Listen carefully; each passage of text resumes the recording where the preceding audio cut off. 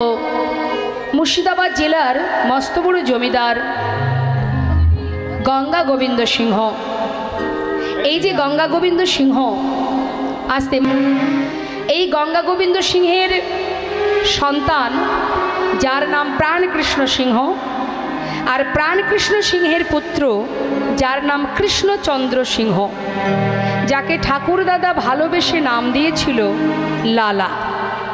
ताहले कि बोललाम मा गंगा गोविंद सिंहेर छेले प्राणकृष्ण प्राणकृष्णेर छेले कृष्णचंद्र सिंह এই যে কৃষ্ণচন্দ্র সিংহ এটা তার ভালো নাম আর ঠাকুর দাদা অর্থাৎ গঙ্গা গোবিন্দ সিংহ আদর করে নাতির নাম দিয়েছিল লালা। হরি বল। ছেলের বয়স 12 বছর।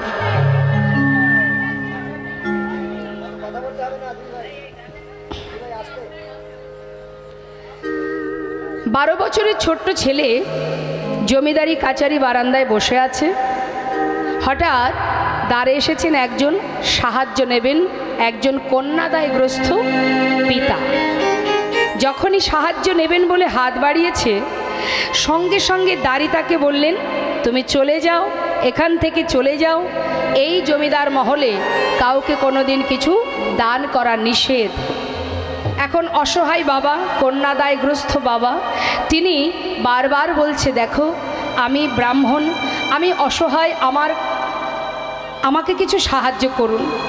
এখন কোনো ব্যক্তি যদি সাহায্য চায় সে তো জমিদারের দ্বারে পৌঁছাবেই জমিদারের কাছে সাহায্য নেবে কিন্তু সেখানে একটা আদেশ আছে একটা নিষেধাজ্ঞা আছে যে কাউকে কোনোদিন কিছু দান ধ্যান করা যাবে না। এখন যতবার বলছে ব্রাহ্মণকে কোনো কথাই শুনছে না ব্রাহ্মণ তখন তাকে বারবার ধাক্কা দিয়ে তাড়িয়ে দিচ্ছে। ঘটনাটা দেখছে 12 বছরের ছেলে লালা। তার ছোটবেলা থেকেই মন মানসিকতাটা একটু উদার। সে কখনো কারোর দুঃখ কষ্ট সহ্য করতে পারে না। সরল সুবুদ্ধি মন তার। সে ভক্তি মার্গের ছেলে। এখন জিজ্ঞাসা করছে দাঁড়ি তুমি বারবার ওনাকে তাড়িয়ে দিচ্ছ কি চাইছেন উনি? বাবু উনি এসেছেন কিছু সাহায্য নেবেন বলে কিন্তু মহলের একটা নিষেধ আছে কোনোদিন কাউকে কিছু দান করা যাবে না। ওকে এত করে বলছে শুনছে না তাই ওকে তাড়িয়ে দিচ্ছি। বলো কি তুমি একজন অসহায় বাবা তিনি এসেছেন কিছু সাহায্য নেবে আর তাকে দান করা যাবে না? এই কেমন নিষেধাজ্ঞা? জমিদার যার এত ধন ঐশ্বর্য তার এমন মনের মানসিকতা কেন থাকবে? শোনো তুমি আমার পিতাকে গিয়ে বলো সে যেন এই বাবাকে এই ব্রাহ্মণকে 1000 টাকা দান করে দেয়।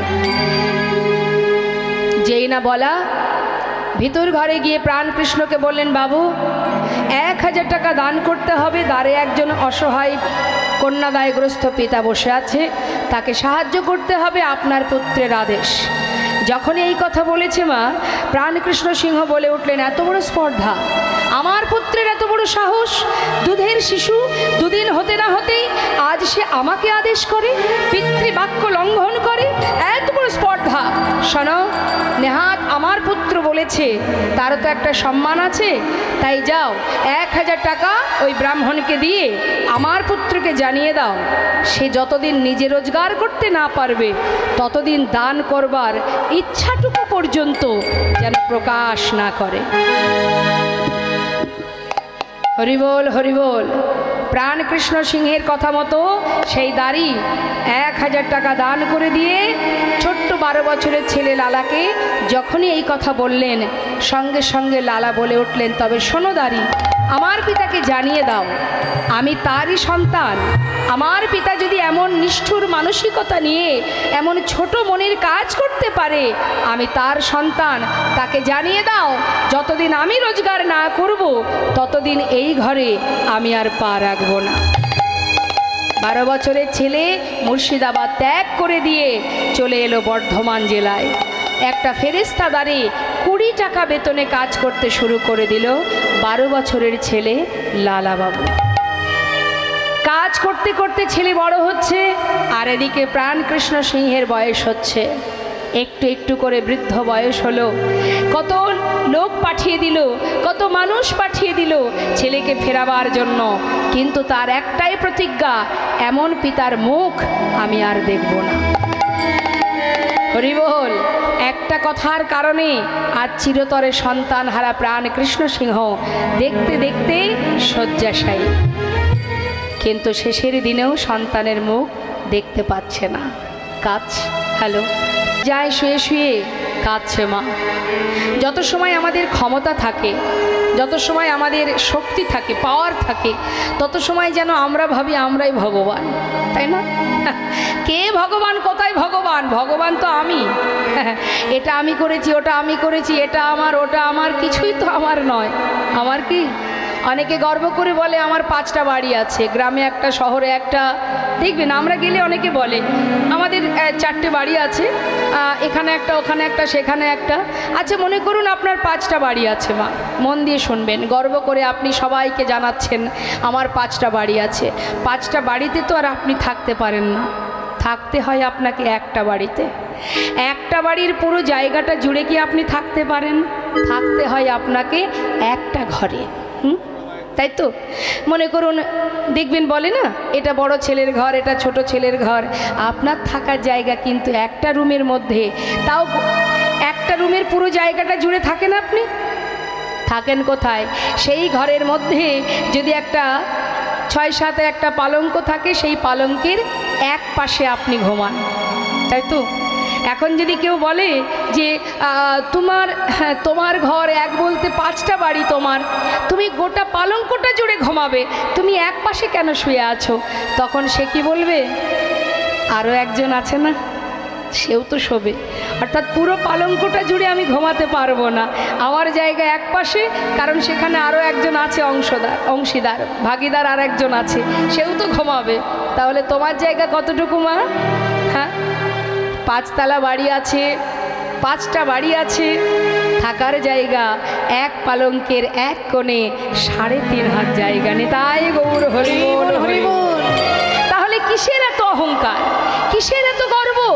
হ্যাঁ, তিনি যেমন দিতে জানেন, যেদিন থেকে তোমার ভিতরে অহংকার জন্মাবে, যেদিন থেকে জন্মাবে, সেই দিন থেকে তোমার একটু একটু করে পতন হয়ে যেতে হবে। কারণ ভগবান সব সইতে পারে, পারে না অহংকার, হিংসা। তার প্রমাণ মহাভারত। হ্যাঁ, হিংসা যদি কেউ করেছে, অহংকার যদি জন্মেছে, দুটো কথা মাথায় রাখবেন, কৃপা আর ইচ্ছা। জীবনে যা কিছু পেয়েছি তার কৃপাই, আর যা কিছু চেষ্টা করেও পাচ্ছি না, আমার মনে করুন একটা বিরাট আশা, আমি চেষ্টা করে যাচ্ছি কিন্তু পাচ্ছি না, 1000 চেষ্টার পরেও পেলাম না, জানবেন সেটা তার ইচ্ছা। সে দেবে না আপনাকে, আপনি সারা জীবন ছুটে বেড়ালেও পাবেন না। সে দেবে না কেন? সেটা দিলে আপনার মঙ্গল হবে না, তাই সে দেবে না। তুমি যতই লাপালাপি ছুটোছুটি করো, তোমাকে দেবে না। তিনি জানে কোনটা দিলে জীবের কল্যাণ হবে আর কোনটা দিলে কল্যাণ হবে না। তাই জীবনে 1000 চেষ্টা করলেও তুমি পাবে না। তাই একটা হলো কৃপা, এক হলো তার ইচ্ছা। সে যেভাবে চালাবে আমাদের সেইভাবে চলতে হবে। তিনি খেলাচ্ছেন, আমরা খেলছি। হ্যাঁ, ভুল করে কখনো কখনো অহংকার করে বলে বসি, কিন্তু সত্য কথা যারা বুঝেছে, যারা জানে, তারা কখনো অহংকার করবে না। অহংকার করবে না, কারণ খেলছি তো আমরা তো খেলা করছি। আজ যে রাজা কাল সে ভিখারি, আজ যে রাজা কাল সে ভিখারি। তার বড় প্রমাণ কে? তার বড় প্রমাণ রাজা হরিশ্চন্দ্র, অযোধ্যার সম্রাট। তাই তো শাস্ত্রে বলেছেন, একটা গানে আমরা শুনেছি মা, অবতার শ্রীরামচন্দ্র মা জানকীর পতি, তার হইল বনবাস, রাবণী করে দুর্গতি, আগুনেও পুড়িল না, আগুনেও পুড়িল না, কপালের কি লেখা কাহার সমান নাহি যায়।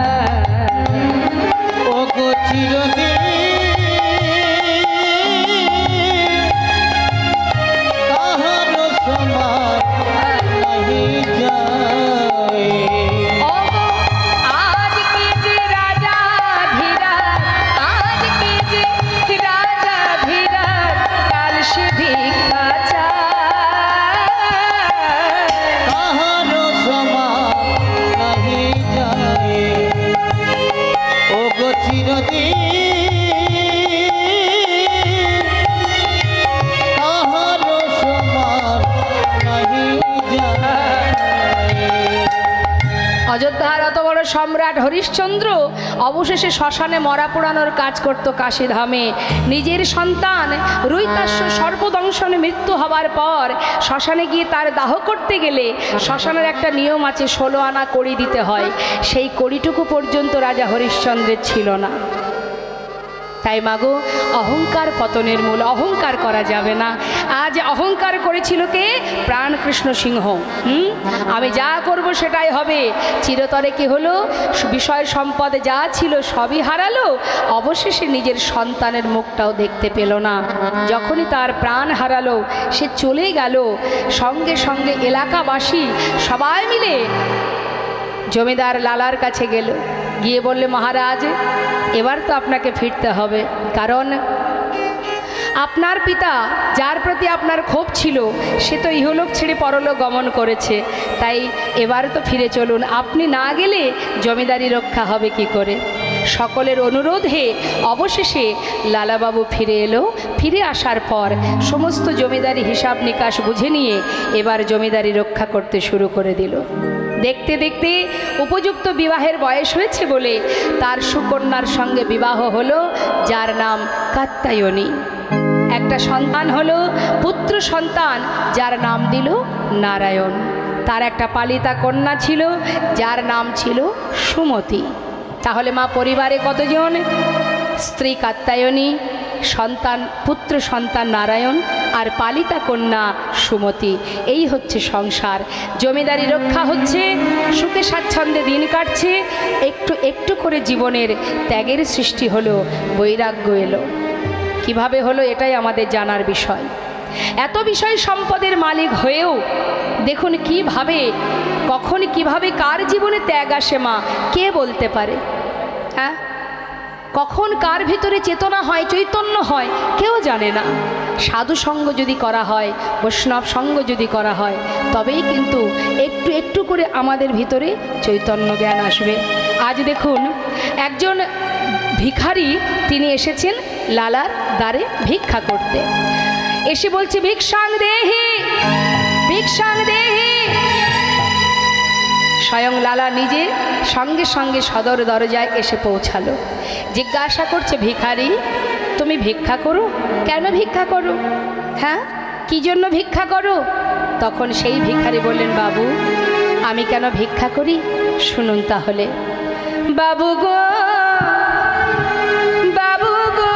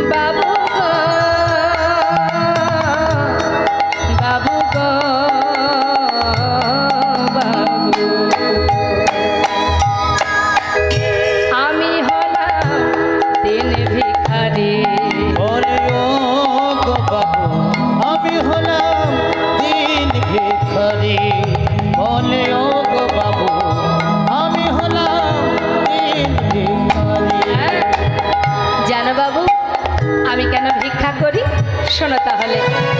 আমার ঘরে আছে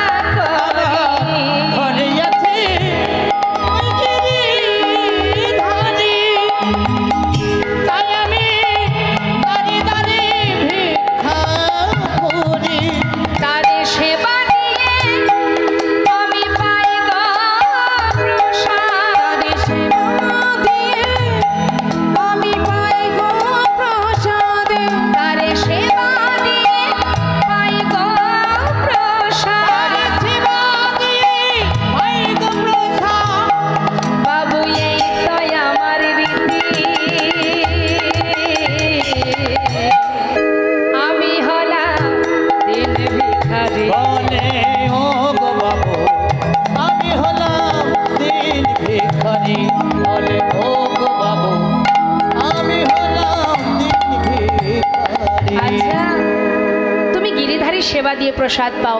দাঁড়াও দাঁড়াও। ঘরের ভিতরে প্রবেশ করে অনেক দামি দামি রত্নের একটা পুটুলি বেঁধেছে। বেঁধে বলছে, ভিখারি এগুলো ধরো। বাবু এতে কি আছে? অনেক দামি দামি মূল্যবান রত্ন আছে, নিয়ে যাও। এটা দিয়ে কি হবে? কেন, আমার মতো তুমিও ধনী হয়ে যাবে। যাও, আমি তোমায় দান করে দিলাম। সেই পুটুলিটা নিয়ে বিদায় নিয়ে যাত্রা করেছে। বাবু তাহলে আসি। যাচ্ছে মা, মনের আনন্দে মাথায় করে নিয়ে যাচ্ছে। কিছুটা পথ গেছে, দরজার কাছে দাঁড়িয়ে আছে লালাবাবু। দেখছে ভিখারি চলে যাচ্ছে। বেশ কিছুটা পথে যাবার পর সেই পুটুলিটা নিয়ে দূরে জঙ্গলের মধ্যে ছুঁড়ে ফেলে দিল। দূর থেকে লালা চিৎকার করে বলে উঠলেন, ভিখারি! এত বড় স্পর্ধা তোমার, যা কিছু দিলাম তুমি ফেলে দিলে, কেন ফেলে দিলে? দূর থেকে বলল, বাবু আমাকে ক্ষমা করে দিন। বাবু কি করব আমি? আপনার দেওয়া মূল্যবান সম্পদ আমি যখন মাথায় করে নিয়ে যাচ্ছি, কিছুটা আসতে না আসতেই হঠাৎ কে যেন আমায় বলে উঠল, ভিখারি কোথায় যাচ্ছিস তুই এগুলো নিয়ে? ও, তুইও বুঝি লালার মতো ধনী হতে চাস? কিরে, আমি তো তোকে কখনো বলিনি আমার জন্য ননি মাখন ক্ষীর সর এনে দে? যেমন করে দাঁড়ে দাঁড়ে ভিক্ষা করে যেমনভাবে আমায় সেবা দিস, আমি তো তাতেই খুশি। কিন্তু আজ এত মূল্যবান সম্পদ নিয়ে তুই চলেছিস। তুই কি জানিস, এই সম্পদ যদি তোর ঘরে যায়, একটু একটু করে লালার মতো দশা তোরও হবে। বিষয় সম্পদের মধ্যে যত তোর দিন যাবে, তুই একটু একটু করে গোবিন্দ ভজন ভুলে যাবি। আয়, যেমন করে দাঁড়ে দাঁড়ে ভিক্ষা করে সেবা দিচ্ছিস, তেমন করেই দে। আয় আয় ভিখারি, আয় রে ফিরে, ভুলে যাস না মোহ ভরে। আয় ভিখারি, আয় রে ফিরে, ভুলে যাস না মোহ ভরে। আয় ভিখারি, আয় ভিখারি, আয় রে ফিরে, ভুলে যাস না মোহ ভরে। গোবিন্দ সেবার বেলা বয়ে যা, গোবিন্দ সেবার বেলা বয়ে যা, গোবিন্দ সেবার বেলা বয়ে যা। বিদুরের খুদ যেমন তোর ভিক্ষার অন্ন তেমন, বিদুরের খুদ যেমন তোর ভিক্ষার অন্ন তেমন, তোর ভিক্ষার অন্ন তেমন। শোন শোন, সেবা দিতে ভুল করিস নে আমার, সেবা দিতে ভুল করিস নে আমার। অরে আয় ভিখারি, আয় রে ফিরে, আয় রে ফিরে, আয় ভিখারি, আয় রে ফিরে, আয় ভিখারি, আয় রে ফিরে, ভুলে যাস না মোহ ভরে। আয় ভিখারি, আয় রে ফিরে, ভুলে যাস না মোহ ভরে। আয় ভিখারি, আয় রে ফিরে, সেবা দিতে ভুল করিস নে আমার, সেবা দিতে ভুল করিস নে আমার। হরি বল, হরি বল। বিদুরের খুদ যেমন তোর ভিক্ষার অন্ন তেমন, সেবা দিতে ভুল করিস না আমায়। সত্য কথা মা, ভগবান কখনো বলেনি আমাকে রাজভোগ খেতে দাও। বলেছে তুমি যেমন করেই দাও, যেমনটা দাও, যেভাবেই দাও না কেন, তিনি তাতেই সন্তুষ্ট, যদি তুমি ভক্তি ভরে সেবা দিতে পারো। তুমি যেভাবে ভগবানকে সেবা দেবে, যদি তার মধ্যে ভক্তি থাকে, মনে করুন আপনি ভগবানকে একটু মিষ্টান্ন রন্ধন করে দেবেন। এখন মিষ্টান্ন রন্ধন করতে গিয়ে যে যে জিনিসগুলো লাগে, তার মধ্যে মনে করুন হয়তো একটা দুটো জিনিস আপনার কাছে নেই। হ্যাঁ, শাস্ত্রে বললেন যা আছে, যেটুকু আছে, নাইবা থাকলো দুটো জিনিস, তাতে কি আছে? যেটুকু আছে সেটা দিয়েই তুমি রন্ধন করো, তাতেই ভগবান খুশি। হ্যাঁ, এর শুধুমাত্র নিয়ম হচ্ছে মা ভক্তি ভরে ভালোবাসা। ভক্তি ভরে যদি ভালোবাসা যায়, বৃন্দাবনের যত ব্রজঙ্গনাগণ, গোপীগণ, তারা গোবিন্দকে ভালোবাসতেন। কিভাবে ভালোবাসতেন? অর্থ দিয়ে, পাণ্ডিত্য দিয়ে, ধন ঐশ্বর্য দিয়ে না, ভালোবাসতেন হৃদয় দিয়ে। আমি আমার বলতে যা কিছু সব তোমার চরণে সঁপে দিয়েছি, অর্থাৎ আমার দেয়া দেহ, এ দেহ তোমার। আস্তে, আমার দেয়া এই যে দেহ, তোমার দেয়া এই যে দেহ, এটা তোমার দেহ, তোমার চরণে সঁপেছি। আর কিছু আমরা জানি না। নিজের করে ভালোবাসতেন। একবার চিন্তা করুন মা, যখন ভগবান কৃষ্ণচন্দ্র যখন বৃন্দাবন থেকে মথুরায় যান, ঠিক সেই সময় বৃন্দাবনের গোপীগণ তারা পথের ধারে শুয়ে গোবিন্দকে বলেছিলেন যে রথ যদি চালাতে হয়, চলেই যখন তুমি যাবে তাহলে আমাদের বক্ষের উপর দিয়ে রথ চালিয়ে নিয়ে যাও। তাতে কি হবে? রথ চালিয়ে নিয়ে যাওয়ার পর তুমি একটিবার আমাদের দিকে তাকাবে, তাতে কি হবে? উভয়ের মঙ্গল। যাত্রার কালে তুমি সব দর্শন পাবে, তাতে তোমার যাত্রা শুভ হবে, আর মৃত্যুর আগে তোমার বদন আমরা দেখতে পাবো। নিতাই গৌর হরিবল হরিবল। তা এই হচ্ছে ব্রজপ্রেম, এটা হলো ব্রজপ্রেম। ভালোবাসতে যদি হয় মা, তুমি যেমনভাবেই বাসো না কেন, যদি তার মধ্যে ভক্তি থাকে, প্রেম থাকে, আর কিচ্ছু লাগবে না। ভগবান বললেন আমার কিছুই চাই না, আমি বিশ্বব্রহ্মাণ্ডের মালিক। ভক্ত যদি দুফোঁটা বাড়ি বরিশন করে, আর কিছু নয়। সারা জীবন আমরা কাঁদি কী জন্য? সংসারের জন্য কাঁদি, হ্যাঁ, নিজের আত্মসুখের জন্য, নিজের সুখের জন্য ভগবানের কাছে কাঁদি, কিন্তু ভগবানকে পাওয়ার জন্য তার চরণে দুফোঁটা বাড়ি বরিশন করি না কেউ। এটাই আমাদের সমস্যা। কাঁদতেই যদি হয় প্রভুর চরণ পাওয়ার জন্য কাঁদো।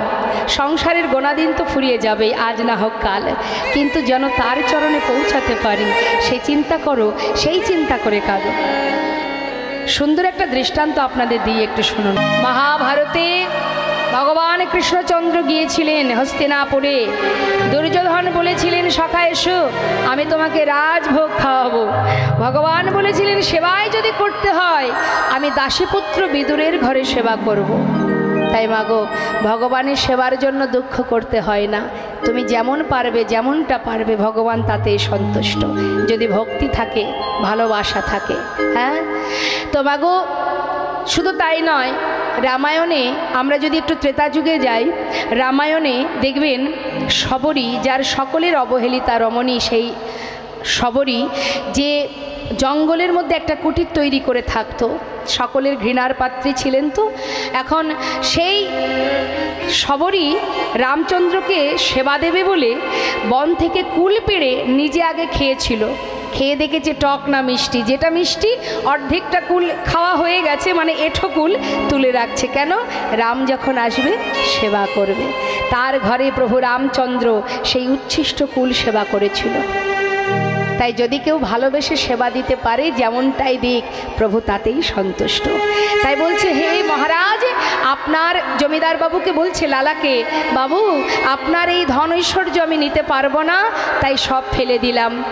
তখন লালা বলছে, তাহলে এক কাজ করো, তুমি আমার মহলে থাকবে, তোমার সমস্ত দায়িত্ব নেব আমি।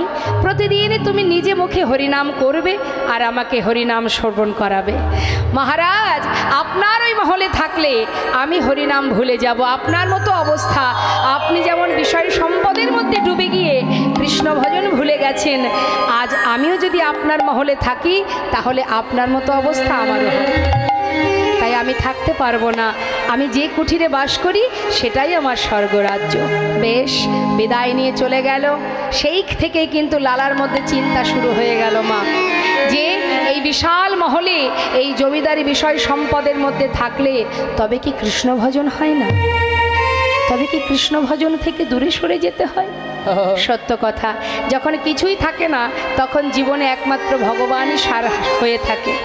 যখন আমাদের একটু একটু করে সমস্ত আশা পূর্ণ করতে থাকে ভগবান, তখন দেখবেন টাকা পয়সা বিষয় সম্পদ তার চিন্তা করতে গিয়ে সারাদিনে ভগবানকে একবার সেবা দেব সেই সময়টুকু আমাদের হয় না। তাই গৌর হরিবল হরিবল।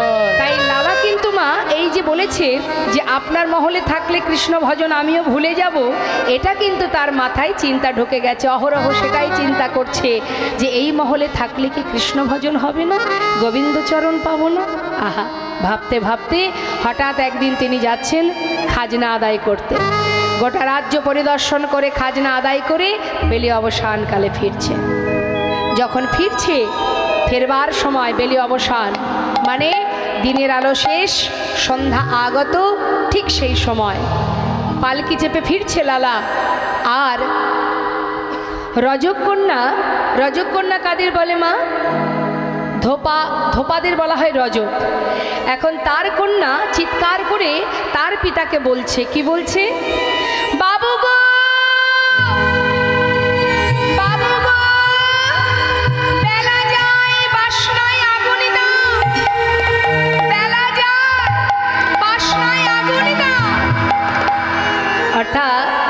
শুকনো কলার পাতাকে বলা হয় বাসনা। আগেকার সময়তে এত ডিটারজেন্ট ছিল না, কাপড় পরিষ্কার করতে গেলে ধোপারা কলার পাতাকে, শুকনো কলার পাতাকে পুড়িয়ে যে খার, যে ছাইটা হতো সেটা দিয়ে কাপড় পরিষ্কার করতো। তাই বলছে বাবু, বেলা যায় বাসনায় আগুন দাও। আর পালকি চেপে ফিরছে লালা, প্রতিধ্বনি হচ্ছে মা, কি শুনছে? বেলা যায়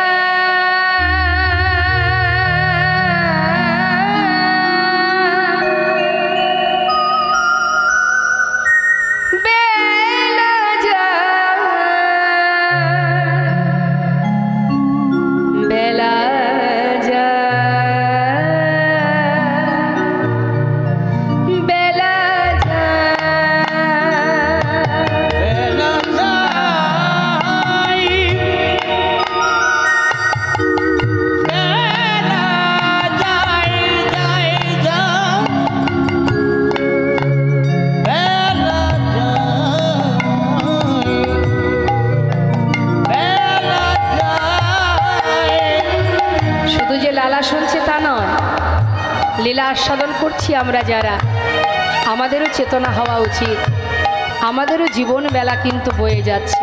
আহা, রিভাবটা কাটবেন না। বেলা যা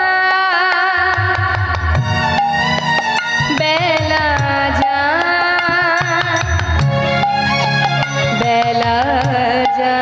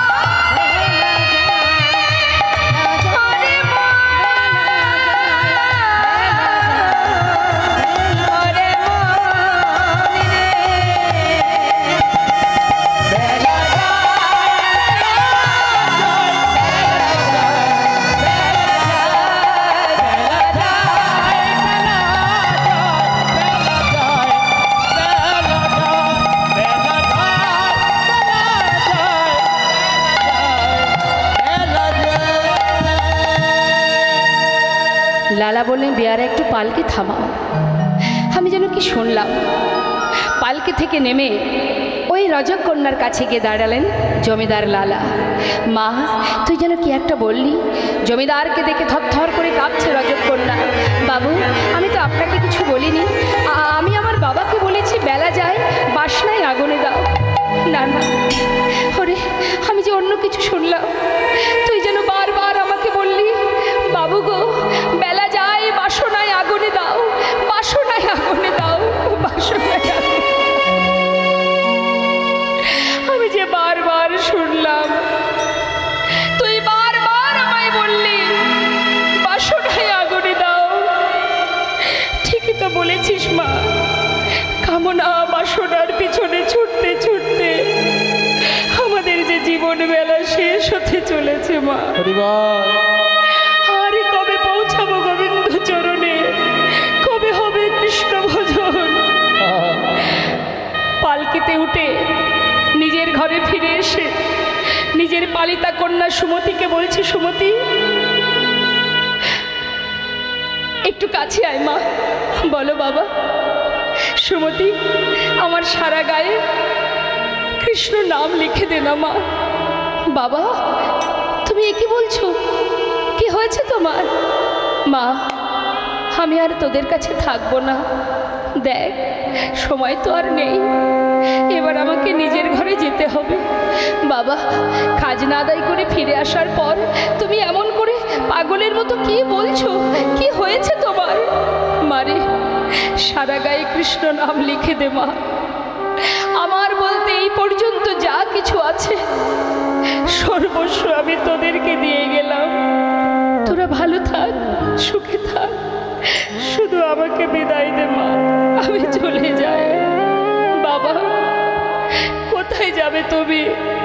এমন কথা কেন বলছো? কি হয়েছে তোমার? কৃষ্ণ নাম লিখে যাবে কোথায়? আমি কোথায় যাব শুনবি? যাব রে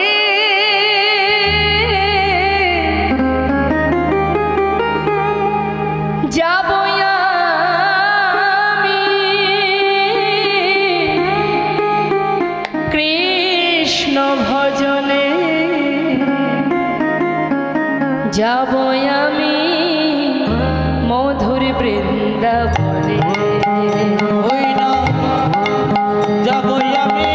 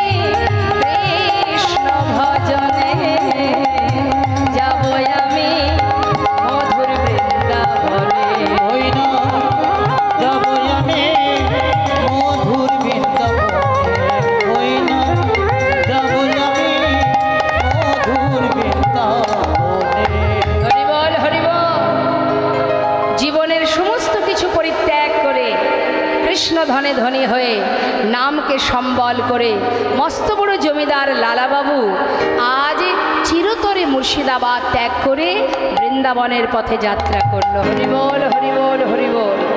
ত্যাগ যদি না হয় মা, তাহলে তো কৃষ্ণ ভজন হবে না। হ্যাঁ, আমরা এখনো ত্যাগই করতে শিখিনি। পেরেছি কি কোনো কিছু ত্যাগ করতে পারি? আমরা পারি না। ত্যাগের সৃষ্টি না হওয়া পর্যন্ত কখনো বৈরাগ্য হবে না। আজ সব ছেড়ে যে এত বড় জমিদার এত সুখ স্বাচ্ছন্দ্য পরিত্যাগ করে জনমের মতো চললেন বৃন্দাবনে।